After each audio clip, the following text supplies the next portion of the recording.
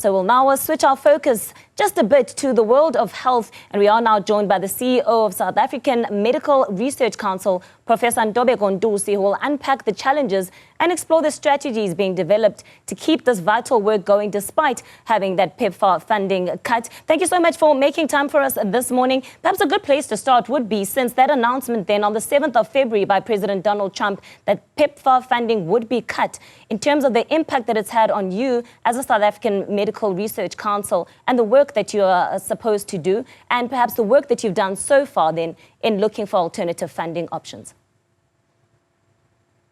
Thanks so much, and good morning to your listeners.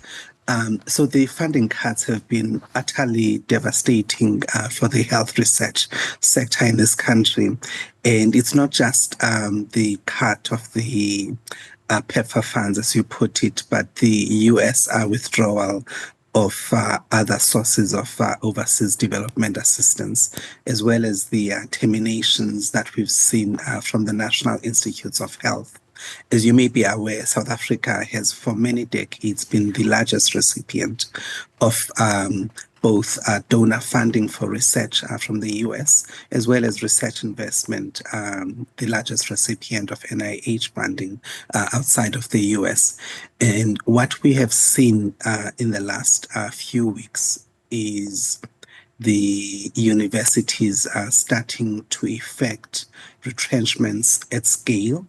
And what this means is that there is a loss of livelihoods and employment for researchers.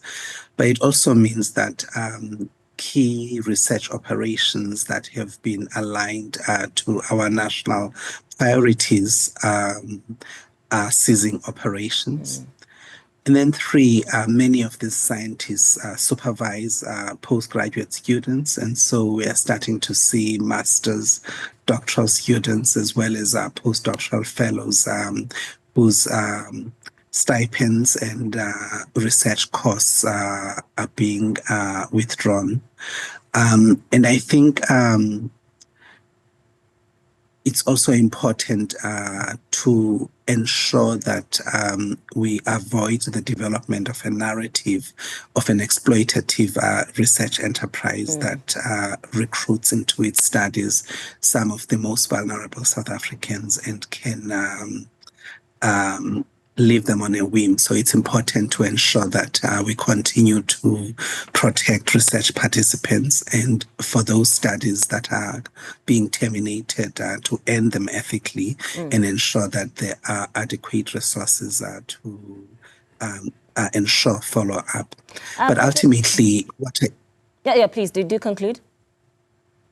Yeah, I mean, ultimately, what I think the implication of the US funding withdrawals is a significant threat for the sustainability of the national research enterprise in its ability both to support human development in this country, to generate a knowledge economy, but to continue to have its incredible global impact, which it has had for many, many decades. Are you concerned with the communication, or perhaps the lack thereof, from the department together with Treasury around the funding options that are available? Because we see this week the Democratic Alliance, in fact, calling for the health minister to account to Parliament because they had been asked whether or not a Section 16 application had been submitted to Treasury to get further funding. And it appears that while this is yet to be submitted, this is still being discussed with Treasury. Do you get a sense that they've been forthcoming with information and that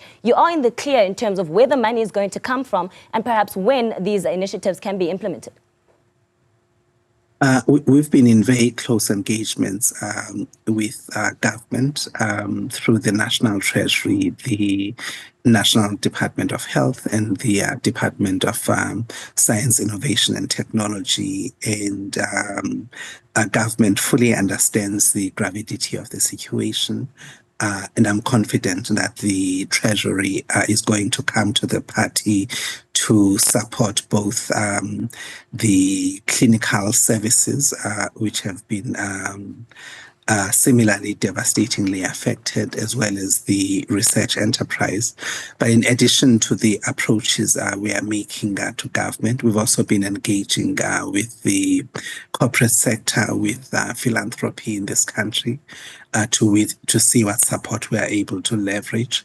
And at the same time, we are engaging with many of the major international funders of global health outside of the US to make the case that, one of the biggest success stories to come out of this continent in the last few decades has been the development of a high caliber a group of scientists and clinicians who've led seminal scholarship that has been good, not just for South Africa, but for the whole world. And in order for us to be able to sustain that, we need Professor Ntusi, the partnership. Undoubtedly, as you're making that point, undoubtedly medical research quite crucial, particularly in a country like South Africa that grapples with high rates of HIV/AIDS. As we conclude then, do you anticipate that there'll be any impact on your operations as a result of the withdrawal of the funding, despite the discussions that you've said that you're having? Any challenges that you've encountered so far, and do you anticipate going forward then that there will be any impact? Undoubtedly, there will be impact. So we've started receiving terminations of about 30 NIH grants at the SAMRC. 6 of those have been terminated already.